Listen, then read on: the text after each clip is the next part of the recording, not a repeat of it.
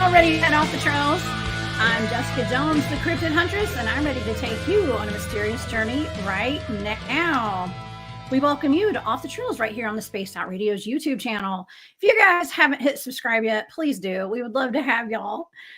We would really appreciate the love, actually. Shout out to Bumblefoot for that amazing intro music. I really appreciate that. You guys, please follow us on Twitter at Spaced Out Radio, Instagram at Spaced Out Radio Show, and on TikTok at Spaced Out Radio. You guys can find me at thecryptidhuntress.com, and please subscribe to my YouTube channel, The Cryptid Huntress. And I have a really kick-ass daytime show now on Wednesdays at 1 p.m. Eastern Time, and a remote viewing show every Thursday night at 8 p.m. Eastern. So please tune into that. Barry Littleton and I have been kicking butt on that show with some blind targets that will blow your mind. So y'all please go check that out and come join me there, especially if you like my content here on Spaced Out Radio. All right. Oh, and please visit my shop, War Woman Goods. That's on Etsy. And yeah, it really supports what I do here. And also my Patreon, The Cryptid Huntress over on Patreon. Y'all please go and become a member there.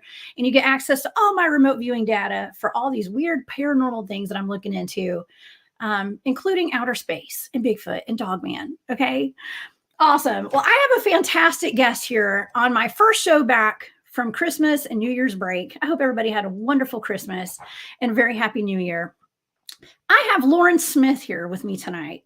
So don't forget that right after our show, After Hours has a great program set up for you guys tonight. So let's get to our guest. Lauren Smith is the hostess of Nite Callers Bigfoot Radio, a podcast which has been on air for over a decade and has completed over 300 shows. NCBR is a Bigfoot world favorite, and along with interviewing researchers and witnesses, often features interviews with guests from the documentary, film, and entertainment industry. Lauren brings with her a unique viewpoint, given that she is a second-generation researcher and daughter of one of the original female Bigfoot researchers in the South, and has been conducting field research since she was a preteen. In addition to conducting a successful podcast about Bigfoot, she is dedicated to helping the next generation learn how to research as well by taking her own sons out into the field and educating researchers on the importance of shaping the next wave of researchers. You guys can check out her show every other Wednesday at 6:30 p.m. Central on YouTube or Facebook. Be sure to subscribe to her channel for all her content. You guys, she has interviewed the top brass in the Bigfooting field. And I am so excited to have Lauren here at Spaced Out Radio tonight. So please help me welcome to the show, Miss Lauren Smith. Hey, Lauren. Hey, Jessica. How are you tonight? Hey, I am long-winded tonight, apparently. No, you're good. You're good. I'm getting back into the swing of things after being gone for a couple of weeks. So you have a lot going on and a lot of stuff to cover. I completely get it. Yes, we do. We have a lot. Well, this is like Nite Callers Bigfoot Radio meets Spaced Out Radio tonight, Lauren. Yeah, this is going to be awesome. I am so happy you're here tonight. I'm excited to be here. I'm really glad that that we finally got to collaborate and bring our shows together. You graced my show with your presence, so I am honored to be here. And I want to say a special hi to Digger Dog in the chat, because he used to hang out in my chat a long time ago, and I miss him. So just want to say hi to Dig. You better go on back to her show too, Digger Dog. It's been a minute, but I recognize that one. So no, yes. And hello to everybody in the chat. It's really good to see you guys, and I am so excited to be here. Oh, well, thank you. You know, I have an amazing audience, and I know you do too. And yeah, you run a tight ship over there at Nite Callers Radio. We do. And I loved it. Yes, I love being there. You are a wonderful, fantastic interviewer. And you asked me some really good questions that even after I left your show, I was like, man, I was still contemplating some of my answers I gave you. Yeah. I was like, man, you know, that last thing you asked me was to give a positive experience, I believe. Yes. Yeah. And it was with Bigfoot, and it was something that Connor Flynn, who is a friend of our show here, had asked you. And I was like, man, I had so many things I could have said. I know that night. And, I know. And when he asked me, I got caught off guard as well. And I couldn't come up with anything, even though I had them, but it got me thinking. And so I love that he asked that. And I've kind of adopted it, because positivity is how I live. It's what I do. It's a huge thing. And Nite Callers, my catchphrase at the end is stay safe and be kind. And I mean it, be kind, but also a lot goes into that is positivity. And so whenever he said, what was a positive experience you've had? I'm like, I froze, but I was like, and I told him, I said, that is such an amazing question. I've never been asked that. So he's a really great kid, guy. I guess he's my age, but, we're all kids. We're all kids at heart. I mean, he's got the long hair and all that, but he's a really great guy. And I'm really glad I got to meet him. I got to meet a couple other people at the Alabama Paranormal camp out and in Alabama. And it was so much fun. I got to meet people, there were people that were people like, very hardcore science, flesh and blood researchers. There were the more paranormal researchers. There were people that they had, what's it called? I can't think of the actual name for it, but basically they were shrooming and researching to have experiences and reach out. It's called plant medicines. Right? Sure. That's not the word I don't know, but we'll go with that. I know. Well, that's the YouTube friendly word. Okay. Yes. They were using it to go to a higher level of consciousness to connect with the Bigfoot. Anyway, I'd be scared to do that. I don't know. I would too. I would be nervous. Yeah. Not out in the field. What I found with people that do that actually, and there's nothing wrong with that if that's your thing. I personally am not comfortable doing that. Definitely not out in the woods, but it's almost like the people that I know who do it in the comfort of their own homes, and they're not actually out in the field doing it. But that's not everybody. Right. So it's on a multi-dimensional level. It's not like 3D, we're out in the field. You got to watch your back kind of stuff. You know what I'm saying? Yeah. So I did not partake. That's not my jam. But Mark Green took my boyfriend and I and my mother actually. He took us all on these back roads. He drove all over creation and took us out and showed us the history, showed us where different sightings had been, where they had researched. It was amazing, and it's gorgeous, gorgeous area. So we really enjoyed it. But yeah, there was a lot going on. There's a lot going on in Alabama. Yeah. Well, out in Alabama, you went to the Alabama conference. I actually was at the Alabama Bigfoot conference recently, I guess it was like 3 or 4 months ago. And I met some of the coolest people there. I don't think Connor made it to that one, but I got to meet so many cool people and hung out with my guys from Texas Front Porch and some of my team. Cause that's actually kind of one, we research Alabama for Bigfoot. Yeah. So, and there's a lot of them out there. I've been hearing a lot coming out of Alabama here lately. There was somebody recently, I told you to contact them. And that was kind of, there's a lot of people relocating to Alabama specifically for the research actually. So. Yeah. Well, it's on my list of places I might go. I like Alabama, but you're out in Oklahoma and you guys have a lot of activity out there. And what's interesting is that I was told about you, before I ever met you, by John Vandeventer, our friend. And he's an amazing author who lives near Honebi. Okay. I think that's how you pronounce it. And he told me all about you. So I am just tickled to death that you and I have collaborated here. Finally linked up. Yes. John's an amazing person. He had reached out to me back before he wrote his first book, and he had asked me to promote it. And I said, of course, so I promoted it when it came out, and he sent me a copy signed. And then I got to meet him at the Honebi Bigfoot Festival. And it was amazing to meet him and take pictures with him and everything. And, but you have to go check out his books. It's the Relic series, Relics 1, 2, and 3. He also has a book for more of the preteen teenagers called Shadow Chasers. He sent a couple of copies to my sons. So, I mean, my son has one too. Yeah, he's an amazing man. Is so generous. He has an amazing background, and he put that into the book. So, and I've had him on the show a couple times. So, go check out the shows if you want his background. But he's promoting, going to be promoting his new books on the show. So, and I'm sure he'll be on your show as well. Oh, he's been on my show. He was on my show at KGRA Digital Broadcasting and at Space Out Radio. So awesome. Yes. I had to ask him, do you have some inside information on these things? Because I can tell in your book, you know a little more. Yeah. Or either he just does his research. Yeah. Well, you have had like I said, when I was introducing you, it's like the top brass in the Bigfoot research field on your show. And, and you're very lucky to have had a parent. Your mother was actually well known in the Bigfoot research field. Yes. And so you grew up as a teenager with your mother being a Bigfoot researcher. What was that like? So, whenever normal kids, this is what I tell people, normal kids went to Disney World, they went to church camp, they went to the beach, on their vacations, summer vacations and stuff. I went out in the woods, usually either with my mom or we traveled and met up with a group of strangers off the internet who believed in Bigfoot.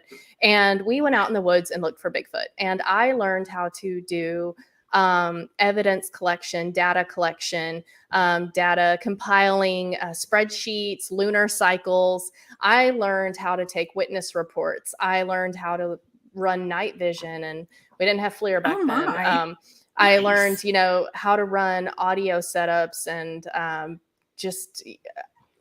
sonic ear, and all kinds of different things. I learned how to do that, audio analysis. And this was back before we had Audacity and all these things that can kind of do it for us. This was back when you had to sit and listen to it and go over it and over it and over it on a cassette tape. But I learned so much. And so that's what I grew up doing. I grew up, if I went in the woods, I was looking for Bigfoot. And I got to meet people from all over the world that were into Bigfoot. I got to, really, these people became my family eventually, but internationally, I could go to Australia right now and I have someone to go stay with and go Bigfoot with. I could go to Canada. I could go to, all these different places. And I have made contacts all over the world with people that have had this same experience. But growing up as my mom, before she was into Bigfoot, she was into paranormal anyway. And so I grew up, normal kids are like, Mommy, I think I saw a ghost. And they would be like, oh, it's okay, go back to bed. Not my mom. Nope. She was like, okay, we're going to bless the house. And we're going to, she took me seriously. Like, I grew up, I grew up weird, and I'm not mad at it at all. My kids are into it. They know that, mom is weird. She's into all the weird things. They can be into the weird things, and it's just fine. So growing up with her as my mom, I don't know, made it really easy to tell her anything pretty much, because the woman believed in Bigfoot, right? So right. Nothing I tell her is going to shock her. So. Oh yeah, right. You're like, my mom is a weird mom that believes in Bigfoot, and that's probably how our kids look at us. Well, my kids are pretty good about it. They love it. They love having a Bigfoot mom. They love going to all the events. They love meeting all of my people and hanging out with my people. They see my Bigfoot people as extended family, basically. They'll say, can we go see Uncle Logie? Can we, they don't really have a problem with it. I love that my kids, because I always kind of felt like I believed through my mom.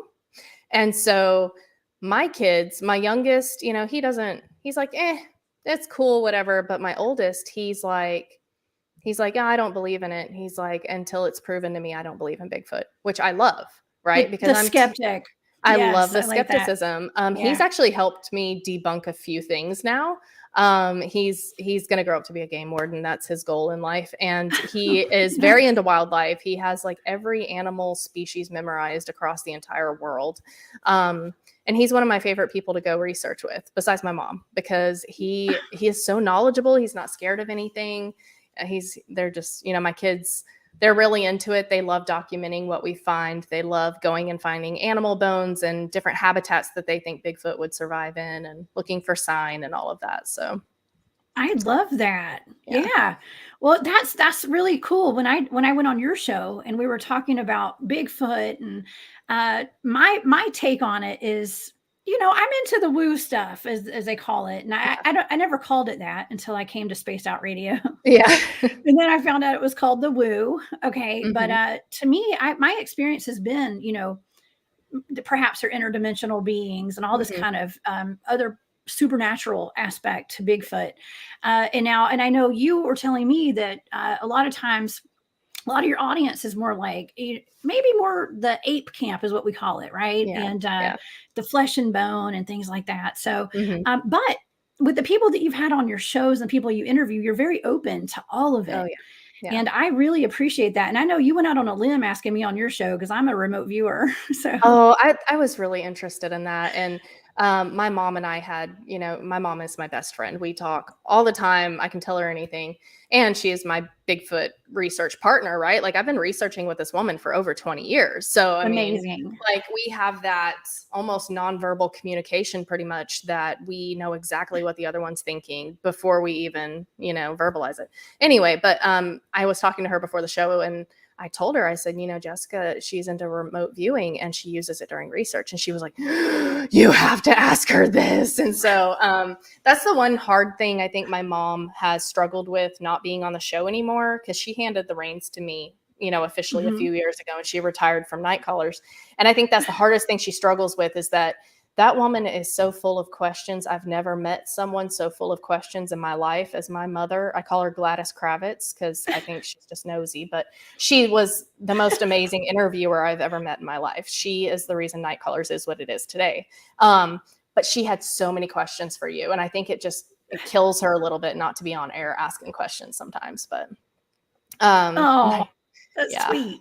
I flat rock. But yeah, she had a ton of questions for you, especially about the remote viewing. I think if she could have gotten you off air to ask, you would have been on the phone with her till midnight, because she had so call many. Give her my number. We'll talk. Yeah. I would love to talk with your mom. Oh, actually. Yeah. She is a font of information. Like she knows so much because she's been doing this for over 20 years. So, we've been in the game from before finding Bigfoot, before this kind of stuff, like when Pal Talk, like little chat rooms, that's how she got started. Pal Talk and message forums.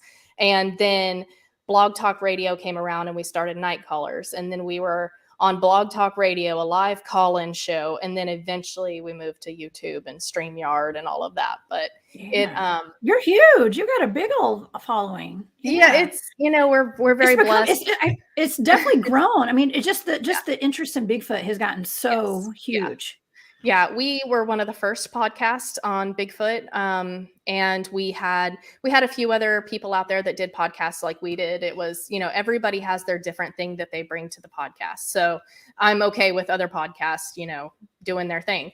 But we had taken a hiatus for 3 years. I got married and, all that stuff. And so we came back from hiatus, and all of a sudden Finding Bigfoot had come out. And so all of a sudden there were like 70,000 podcasts on Bigfoot, and Sasquatch Chronicles was this huge thing. And it was like, what happened? And, as many Bigfoot researchers didn't like Finding Bigfoot, I was always thankful for it, because I felt that it opened the door to talking about Bigfoot, because used to it was such a stigma. I didn't want anyone at my job to know that I was into Bigfoot. I was going to get fired for being a crazy lady.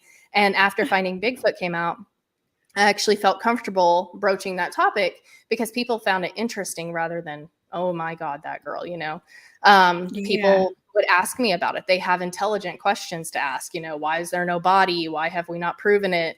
Rather than just, are you on drugs? So those were my questions before I got into this. I was like, where's the poop? Okay, where's the body? Yeah. All that kind of stuff. Oh my gosh. That's another thing that I tell people is, growing up, a lot of kids grow up with, clay pots made by their kids or feathers that their kids found. In my freezer at home, we had scat in our freezer. We had poop and dead animals, right? We had poop that we had found that could possibly be Bigfoot. We had feathers. We had, hair samples all over the house. We had a lot of, that's how I grew up. Sometimes I feel like I was the daughter of Jane Goodall, but like the, more country version of that. Yeah. So, well, I love that. You know what? that's really cool. I mean, Yeah. look, today you're like, it's like the pinnacle of like cool, actually, because there's so many, I mean, there's so many shows now on Bigfoot, right? Yeah, there's a lot. I gotta say, like, when I first started watching, what the first show that I saw was it Finding Bigfoot, I guess? Probably. And I had been in the game for a while, but I had never gone public. Okay. So, and a lot of my team actually had worked with Moneymaker and those guys from and done some research with them. Of course, most of the guys on my team left the BFRO because they were experiencing more than just the ape in the woods and the primate in the woods. They were having more interdimensional kind of weird stuff happening and supernatural. So they either left or got kicked out of that organization. Yeah. However, when I would watch that show, I would almost feel kind of like embarrassed because I was like, well, that's not really what my team does. Like, we're not out there hitting trees with sticks and hooting and hollering. And it was, but it was okay though, because I was okay with it because it was making it more mainstream. Right. It opened the door. It opened the door to conversation, which has brought so many witnesses forward, and witnesses feel able to come forward and tell their experiences. And that is amazing. If Finding Bigfoot, for all its flaws, if one good thing can come out of it, it is that it took that stigma way down. I actually was at a house today with my clients, and they had bought lunch, and we were sitting there, having lunch, and we got to talking about the Bigfoot thing. And I said, I don't think I've ever told y'all this. I said, and 20 years ago, I wouldn't have told y'all this. 10 years ago, I wouldn't have told y'all this. But I feel comfortable now because so much has come out about, Bigfoot. And now it's, I said, I hate that the media still kind of comes across in the media. It still comes across as something stupid or, fake or whatever. But it's getting better, I think. It does. People are open to it. And this is something that's really cool about you and I and our shows that we do, because we're not only researchers and we're out in the field. We have both of us have a lot of experience in the field, but we are on a grassroots level, especially when it comes to our interviews that we do and the research that we do. And, I will say that I have been in contact with people from big name shows who are producers, and they want my opinion on who are the best researchers in the field, and I'm so flattered by that. Yeah. But do you think that they take my advice and listen to me? Sure. Not really. Not because really. I've tried to talk to them too. I've been approached by a few of them, and they, I told them, I'm definitely open to it. Like, I have no problem. I can make it work with my schedule, accommodate it, all of that. The only thing that I had to ask, I wanted to know who else was going to be on the show. Who would I be working with? And at one point I was approached for a mother-daughter show, which would have been amazing. I love my research partner. She gave birth to me. She gave me life. She introduced me to Bigfoot. She's my best friend. I can do this. Unique. Yeah, I can do this. But the other one, one of the other ones, it was a group, I want to say Southern Bigfoot researchers or something. And I was just like, specifically who? Because, you don't want to tie your name to something that's, that. And so I did give them feedback on a few names. I said, please do this anonymously, but I don't think they really care. A lot of them, I don't think they really care about the integrity of the subject like we do. Exactly. Well, and this producer who's actually, I would consider him an acquaintance, maybe friend, that kind of, just we're on good terms. And he wanted my honest opinion, and the names that I gave him, who are the top in the research field. Yeah, he was not interested in having them on their show. That's crazy. Yeah. Well, maybe he put them on the list, but he went with somebody that everybody knows. So and that's okay. I feel like you and I, with our shows and a lot of the shows that are on, YouTube, I think that we are the disclosure right now, and we're the ones that are actually putting some really good information out there. We have real life experience, boots on the ground, and we're bringing people like that onto our shows. And and I think that in order to solve some of these mysteries about Bigfoot and all the other paranormal phenomenon, I think that it's people like us that are putting it out there. Yeah, I think you. Yeah, definitely. We have to keep doing what we're doing. Because I feel like, because there's been times over the last 20 years, I have like a crisis of faith, basically. And I don't believe in Bigfoot anymore. And it's more just because I'm pissed off. I haven't seen one, and I get like childish about it. But it's been 20 years and everyone's like, how does that make you feel that your mom has had so many sightings and you haven't had any? And I'm like, I feel like the daughter of an NBA player that sucks at sports. That's what I feel like. It sucks. But it's not uncommon though, Lauren. Okay. It's not. I personally have never had an up close and personal encounter where I saw one face to face. Yeah. Okay. From a distance, yes. If they come around and smack the back of my legs, perhaps, something did. Was it cloaked? Perhaps. I don't know. I've heard them. They've come. Maybe they've walked around my tent at night. I've had personal contact, but I've never actually seen one up close. Right. Yeah. So some people do and some people don't. And it's just the nature of it. I've had a lot of experiences that I could not explain as anything else. I've had a lot of experiences that have reinforced my belief. And I've had partial sightings that have kind of kept me going. They lit that fire going again. But yes, Juan, exactly.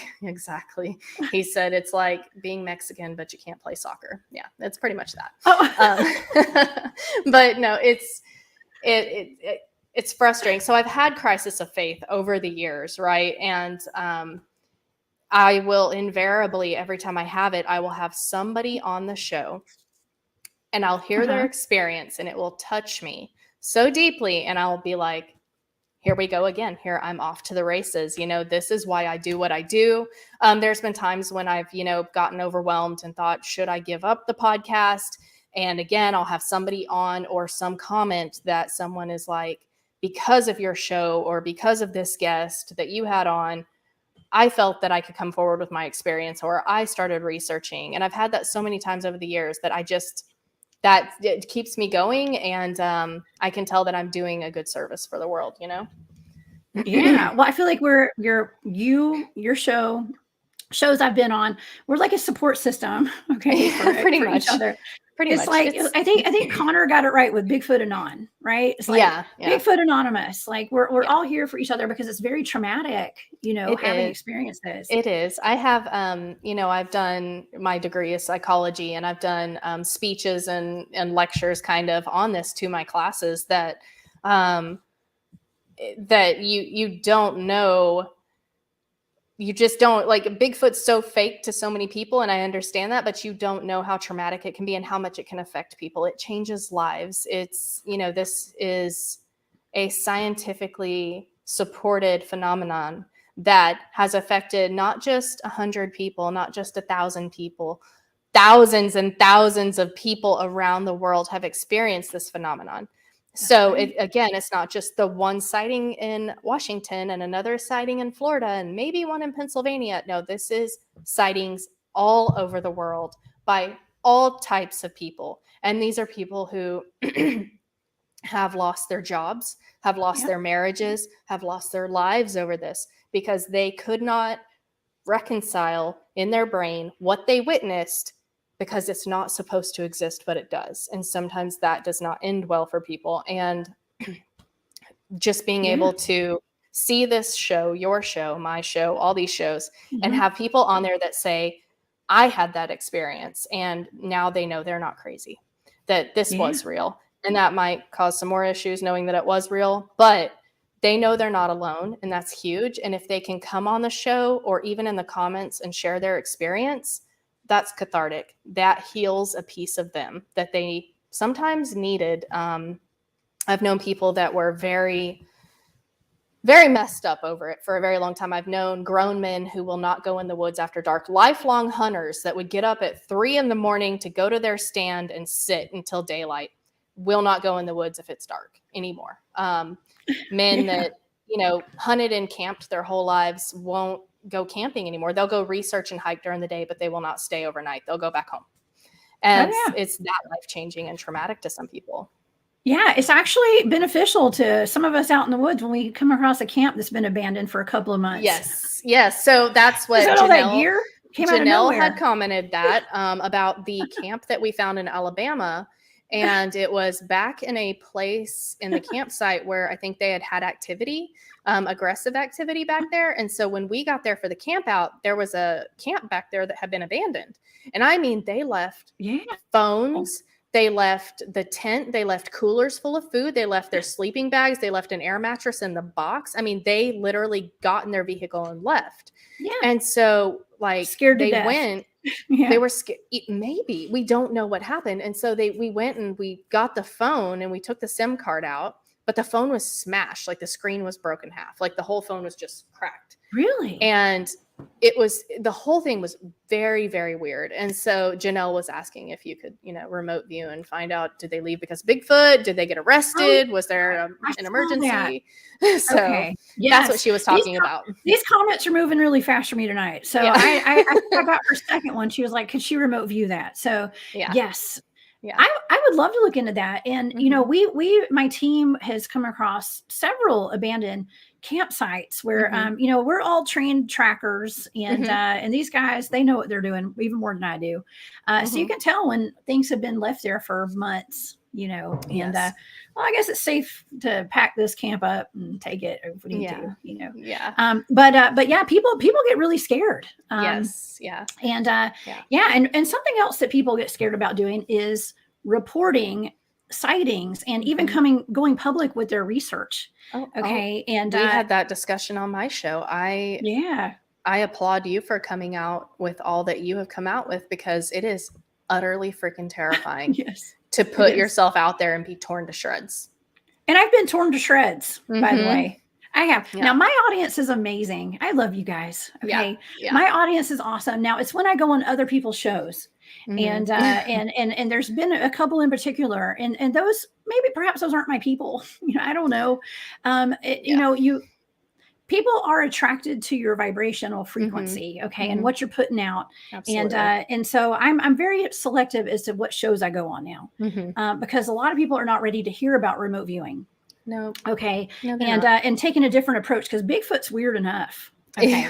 But then when you add in the remote viewing aspect and the interdimensional stuff and portals, it's super weird. So the way I see it is you go on shows, you specifically, with your own brand of weird, and if you can bring back one or two people who needed to hear what you have to say, and you bring them back to your show where they feel safe and happy and have the smorgasbord of information that you are giving them that they need, it's worth it. I think so. You know what? And I don't regret going on any of those shows. I mean, I'd do it again. I'd go in a heartbeat. I don't read the comments anymore. So, I learned a long time ago not to read the comments. Actually, my mom and I, we tag team stuff on YouTube. We go look at the YouTube comments, and if there's something nasty in there about me or her, like whoever it's about, we delete it for the other one so they don't have to see it. Well, that's really nice. I wish the people whose shows I've been on did that. I wish they had erased it. It's okay. Yeah. I don't really let nasty comments through on mine. I just don't there's no need to have all that nasty out there. If that's how you feel, great. Right. Go tell your buddy over, your equally negative friend over there. But on my show, that's not gonna fly. It's crazy. I don't let people get yucky on my show. I give everyone Nite Callers is a safe place, a safe platform for people to share their experiences and their thoughts and their theories. I interview specifically, I don't interview witnesses, per se, like Sasquatch Chronicles or whatever.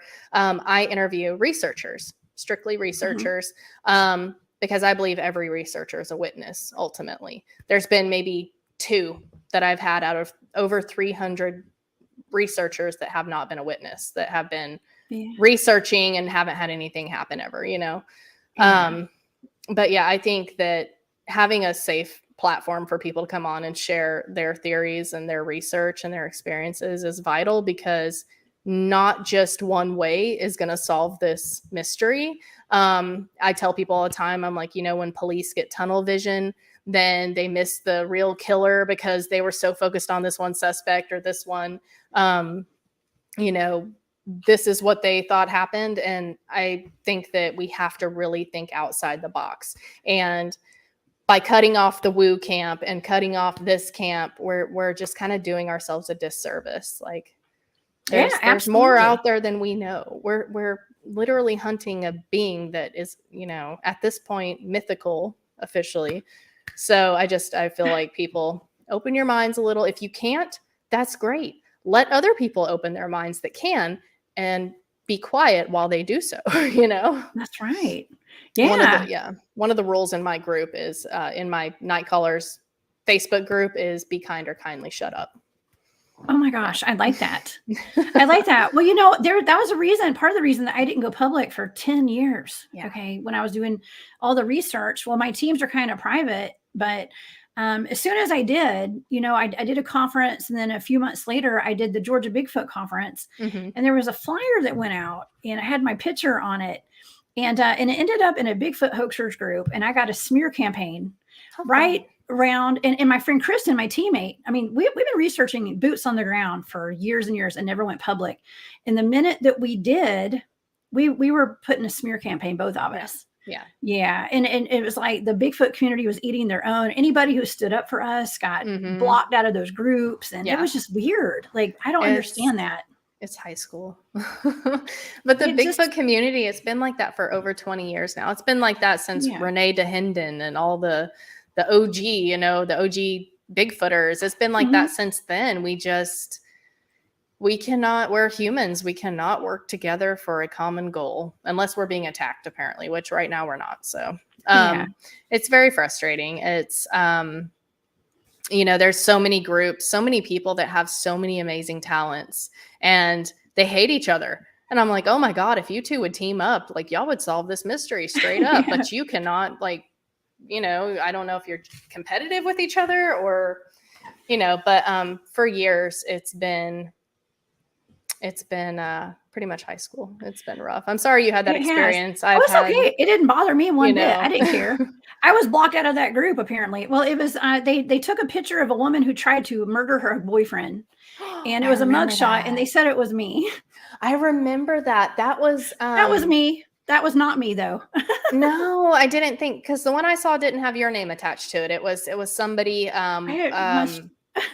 Oh gosh, it was in association with the guy that did the animatronic Bigfoot.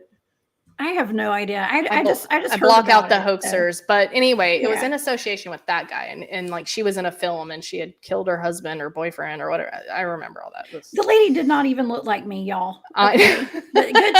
Good try. She had long brown hair, just like us, Lauren. It could have been anybody. Okay? It's so ridiculous. It's ridiculous. But I think I was married at the time back then, so I mean, I didn't have a boyfriend. What's funny to me is that there are hoaxers out there, and I have a special it's a pet peeve. Hoaxers trigger me because they compromise the integrity and validity of everything that we do. So all of us that take time away from our kiddos, time away from our jobs, money out of our accounts, wear and tear on our vehicles and our souls to go try to prove this thing. Hoaxers try to cheat the system, and it ends up making all of us look bad, and it invalidates everything that we've done. And it is so disrespectful. And I have watched, this is where I get really on my soapbox. I have watched people hoax or plagiarize, and somehow they still have these podcasts, and they're still talking to the world and have this support system in the Bigfoot community that loves them because they're so sweet and nice. And I'm like, but they lied. They cheated the system. They used somebody's audio as their own and tried to say that the Sierra sounds were theirs, or they, hoaxed footprints or hoaxed a sighting. Like, how? I don't want to. How quickly people forget is all I'm going to say. I don't want to say off with their heads, but I mean, can we have a little bit of integrity in this community? That's very frustrating to me. Because I feel like there are people who have been doing this for most of their lives even, and have had sightings. And basically when somebody chooses to cheat the system for attention, for finance, for whatever, they are invalidating all the research that the rest of us have done with integrity. I have gone 20 years without a sighting. I could have hoaxed a sighting at any point. I'm not going to, because that doesn't further the goal that we all have, or most of us have. I mean, some people are in it for the experience. I get that. I'm in it for the experience. I'm, not really in it to prove anything at this point. I want to have it proven to me first. But there are, so many amazing people out there, like, the Olympic Project and everything, that are in it to prove this. And hoaxers, they just take that all backwards. They take us back 20 steps. And I'm like, they do. Stop it. Stop it. Stop it. Yes. Go to the corner. You guys suck. I know. Well, coming from a family where your mother was actually a Bigfoot researcher, field researcher. Yeah. I have noticed that it was only the women on my team who were accused of being whatever it was. I mean, it was just smear campaigns of the women. The men, and the majority of my team are men, and there's only 2 or 3 of us that are women. Yeah. And it was only us that were getting attacked. It's rough. Which was interesting. It's rough. I told you I'm working on a project about women of Bigfoot. And, while it's not in any way a smear campaign on men at all, it actually, I wouldn't be where I am today if I hadn't researched with men and been taught by men in this community. They're amazing men in this community, very knowledgeable, very smart, very kind, very protective. Anytime I've ever been out in the woods with dudes, like, I'm like the little sister. I'm protected. And, but however, there's a but. Women are, and this is the premise of my book, women are held to a higher standard than men. We are. We have to work to prove ourselves. We have to work that we are just as strong, just as smart, just as dedicated in this topic. And when we finally get to that point and we're like, hey, we're pretty badass. And they're like, you are badass. Cool. If you make one mistake, if your integrity is compromised, if you are named a tent hopper or a squatch bunny or anything like hopper. That. Yes. That's funny. That was the one rule my mom had growing up. A squatch bunny? Squatch bunny. That's a thing. Oh my gosh. That's funny. I've never heard that. But that was one of the rules my mom instilled in me growing up. She's like, you don't sleep in a tent with I don't care if it's your dude research partner. You don't sleep in a man's tent. You stay in your tent. So that was one of her things. You don't be a tent hopper. But that has never even been an issue on my team. Like, I've never even thought of that. That is this is a thing that normal people don't get schooled on growing up. They get schooled on, like, don't, wear white after Labor Day or whatever. And I'm like schooled on, this, but basically, we're held to a higher standard. And so whereas a man can be a promiscuous or a man can slip up on evidence and accidentally report something wrong, right? They're usually fine. They get a slap on the hand. A woman does that, all her years of research are invalidated. They're done. All of her years go away. All the evidence, all the data, all the collection goes away because she did this. And so we are held to a higher standard. And it sucks, but it's how it is. We have come a long way. There are so many women in the research community, so many badass women, and it makes me so happy to see that. Women of integrity, women who aren't in it to be popular, they're in it to get out there and boots on the ground and solve this mystery. Amy Boo is one of my favorite people on the entire planet, and she is a great role model for women because not only does she get out there in the woods and go out with, all these different people. And she's part of Project Zoo Book and the Olympic Project and all these amazing things, but she's kind. She's literally kind. She supports other women. She boosts them up. She supports, her different male friends even boosts them up. She's supremely kind. And that's how she does it. And I think that women in particular, if we could all be like her, that would be amazing instead of kind of catty scratching each other and tearing each other down. I think it would help a lot in the Bigfoot community if women could support each other Yeah. Well, I've never been torn down by another woman. It was men that don't know. It's like men that don't know me or something. That it's too, just really odd. And it hasn't happened since the very beginning. And I've been public for a little over a year now. So it was just a little tiny little glitch in the very beginning. And it hasn't happened again. So well, within the past few years, we've been a lot more accepting of the woo. It's come like a whole new era of woo acceptance, which is amazing. And so you kind of came out in the right time frame. For sure. I did. It's all divine timing. It's divine timing. Definitely. It is. And, and honestly, the women who are in the field, okay, and it's not just women, it's everybody. Everybody that does Bigfooting, everybody's you got to be a little bit badass, okay? A little bit fearless or a lot fearless. And it's not for the faint of heart. It's not for the weak, okay, whatsoever. And I've heard you speak before about how you protect yourself when you're out in the field. You and I are like twinning because I carry the same thing you do. Okay. Yeah. And I protect myself. And it's very important. Everyone on my team, we all protect ourselves, if y'all know what we mean. Okay. Yeah. And when we're out in the field, and it's not for Bigfoot, it's for our own protection, for animals and humans and things like that. Yeah. How important is that to you when you go out in the field? I will be 10,000% honest right now. I have this. I am woman, hear me roar, female independence, and I don't need no stinking man. I can do it on my own. I go solo camping. I'm a badass.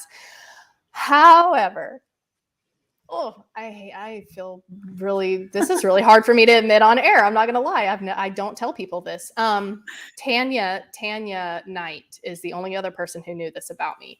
World exclusive. World exclusive. Yeah. So when I am alone, I carry, right? Okay. And so for protection, I want to, because I'll tell you, it is a gun. I also have a knife on me at all times because survival. And then also, emotionally, like empathically, I protect. So I ground. Yes. Ready? Spiritually. Right. Spiritually, I protect. Me too. There are more things in the woods than just Bigfoot, right? We don't want to bring that home with us. Absolutely. You have to protect yourself in every aspect when you're out there. Okay. So I protect myself. If I'm with my kids, I protect myself. If I'm with my mom, if I'm with other people. Now, the loophole to that is if I'm with someone else who is carrying, which this is the biggest no-no if you do carry, if I'm with someone else who's carrying, I do not carry. Okay. Totally fair. Absolutely. Because here's why. I really feel that Bigfoot knows when you're carrying because your whole body language changes, right? Because if you walk into the woods without a gun, you walk in with humility and respect because something in there could whip your butt, right? Because you don't have a way to defend yourself other than your body. But if you walk in with a gun, you walk in with this confidence and this body language like you're the top of the food chain. And we know that Bigfoot are more apt to interact and observe women because we're gentle, we're soft, we're nurturers, we're caregivers. We walk into the woods looking around in a softer, less I own the woods manner than men do. Men walk in like it's my God-given right to be here. I can shoot anything in the woods and I can eat it and I can protect my family. And while I also walk in the woods like that if I'm carrying, but like I try to walk in with a more gentle approach. And so if someone with me is carrying, I won't, just so that I can be non-threatening and hopefully have more activity and have more interaction. Right. You got to have that duality. Yes. It's actually really nice. And you have children, you have kids, and you take them out in the field with you sometimes. I do. And so do you feel like they are safe out there? And do they love going out and Bigfooting with you? They do. They love going out with me. So they are 10 and 6. And they have been squatching with me since they were both babies. Now, while I do not take them out, I've taken them on night ops before, but but only if we were, going out on the side by side and sitting and listening, or going out in the cars and sitting and listening, that kind of thing. Nice. Generally, night hikes and other night ops, I don't take them, just because, if there's an area that I don't have quick getaway to save my kids, I'm not going to put them in that situation. Now, we do camp out primitively, just me and my sons. And, that's just something that we're always going to do. Again, I bring protection. I will, because of hogs, big cats, and hogs. Oh yeah. And unsavory individuals that may be in the woods. That is the biggest reason that I, bring protection. But they're not really usually scared. At night, sometimes they'll ask, what's this, what's that? But for the most part, they're pretty cool with it, and they have a lot of fun. They have a lot of questions. They're both learning so much about nature. They're learning different wildlife tracks and sounds and habitats. And so they're learning how to be better Bigfooters, but also better humans. So the biggest part of the next generation, right? So that's what I call it, little footers, the next generation. What we need to be doing is getting them ready to take over for us, because let's say we haven't solved this yet. We need to be instilling into them how to research, how to get out there and find the wildlife, how to, know what is not Bigfoot. However, the flip side of that is, if we do solve this mystery, then we need to turn our efforts to conservation, and our kids need to know what that means and how to do it, because we have to protect this species and their habitats. We have to take all the data that we've collected and pass it on and say, here you go. Like, this is what we've all figured out. This is how you're going to protect them. And so the next generation can take that and build on it. Yeah, man, I totally agree with that. Yeah. I mean, there's not a whole lot of kids that I know that are going out in the field with their parents and getting immersed in the Bigfooting community. And but the fact that you were able to do that with your mother, it's pretty amazing and very unique, actually. And I hope that my son can do that. My son's 8, so our kids are around the same age. Oh yeah. And so I'm slowly getting him out there and taking him camping and stuff like that. He has not gotten into the research stuff, because where we go is very dangerous, and we have portals and stuff. So no, the Missing 411 series alone. I know you've actually interviewed David Politis. Yes. So that series, because I used to be a little bit more open about taking my kids out there. But whenever I watched that series, 15 minutes into the first episode, it changed the game for me. And so like I said, I do take my children out into the field, but I do it safely. I do it in a way that it's just as much about wildlife education as it is about Bigfoot research. The Bigfoot research, I'll be completely honest, while I am passionate about it, it is a great tool to use for kids, getting them out in the field. It's a great tool to use, because if you tell a bunch of kids we're going to go look for Bigfoot, and we have to listen, and what do you hear? Is that an owl? Okay, well, what was that? That's not an owl, so could that be Bigfoot? And then you teach them to listen, you teach them to look, you teach them to track. One of my kids' favorite things to do is to find animal tracks and track the animal and see where it went, what it did, why it was in that area. So the Bigfoot is a great lure for kids to get out there, but also if they happen to grow up and be Bigfoot researchers, that would be amazing too. I've given this speech to a bunch of Cub Scouts, and I was honored to be in their den. They made me chili and all kinds of stuff. These kids, their brains were amazing. They had just the most dynamic thought processes when it came to Bigfoot. And these are kids that are out in nature. So literally, Cub Scouts, a group of Cub Scouts, let's say 2 of them become a Bigfoot researcher. That's 2 more than we had. And they're already growing up, going out in the woods and learning about this. And they can use that, leverage it to become researchers. So it's really important that the next generations get into this. You can take them to your local game wardens, take them to your local nature centers and hiking areas. And you can take them to the city park. You don't even have to go out in the primitive mountains of Oklahoma to do it like I did with my kids. Like, you can take them literally to the park and start them learning the wildlife in their area. I mean, from the bugs in the grass all the way to the birds in the trees. I mean, this is stuff that you don't learn out of a school book. My friend Tom Springer has a podcast called Stuff I Never Learned from a School Book.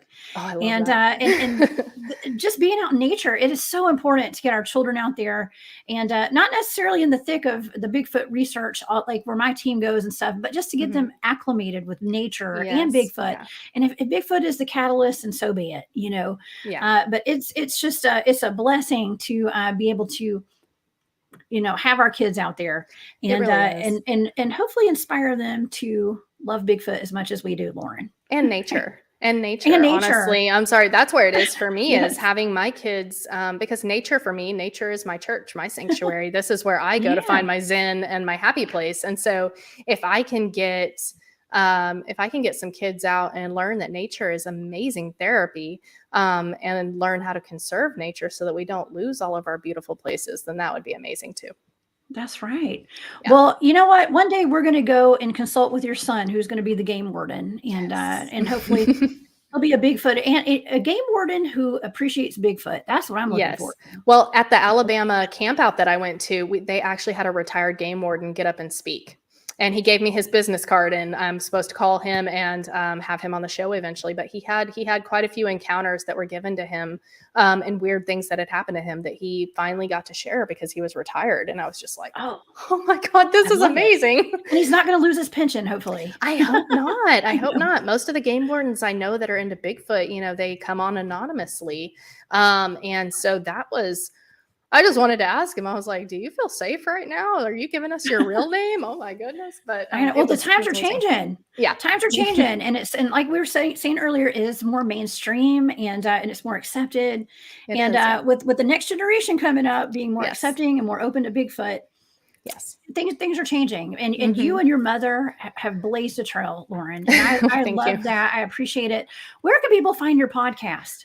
So I am on YouTube and Facebook every other Wednesday. On the Wednesdays that I'm not live, I have archive videos on YouTube from the 300 episodes that we've done over the years. And so you can go back and listen to when my mom did the podcast and I was just one of the hosts and she was the lead interviewer. And we've had some amazing hosts on our show throughout the years, different hosts that have come in on the show and helped us, as well as guests. We've had people of all walks of life from all over the world on our show. And so there's a lot of good history that you got to think, like, this is back before YouTube and Facebook. This is back, sometimes before finding Bigfoot. So there's some really good quality information back then on how we used to do things that honestly might work now. You might pick up some research tips that you never thought about. Oh my God. I would love to go back and see your archives. Like, I'm going to have to do that. I'm going to start digging. Okay. There's a whole series out. It's called Nite Callers Archives. And so every other Wednesday that I'm not live, I bring back an old episode for everyone to connect with. So you can go to nitecallersproductions.com and that's where you can find everything. I think there's an S in there, Nite Callers. I'm sorry, I left out the S when I was typing. So y'all add an S, Nite Callers. Okay. Nite Callers. I was typing that really quick as we were going live. So Nite Callers Productions. Okay. Yes. Well, Lauren, thank you so much for being here tonight. Absolutely. This has been so much fun. Me. Absolutely. Listen, we're going to do this again. Okay. Yes. We're going to do it again real soon. Definitely. Because we didn't even cover the paranormal side of my life. So, I mean, we got things to talk about. I have a list. And I mean, there's so much. My brain is going 100 miles a minute right now because there's so many things we didn't get to, but we'll have a part 2. Okay? Absolutely. Thank you so much for having me on. You've been amazing. Well, thank you, Lauren. Okay, well, we will see you soon. Have a wonderful night, and thank you so much again. Okay, everybody go to Nite Callers Bigfoot Radio. All right? All right. See you, Lauren. Thank you. All right, y'all. Lauren is on, let's see. Don't forget that right after this show, you can join the After Hours crew. They're going to take you on an incredible journey for the next 3 hours. Tomorrow night on Off the Trails, my guest is Barry Littleton, and he's going to discuss vampires and inorganic beings trapped in bottles. Okay, I know it's crazy, y'all. It's going to be so fun. But for now, I'm the Cryptid Huntress. I'm headed off the trails. I will see you guys tomorrow night. All right, y'all, please tune in. And thank y'all for being here. And thanks, Lauren, again. And I'll see y'all soon.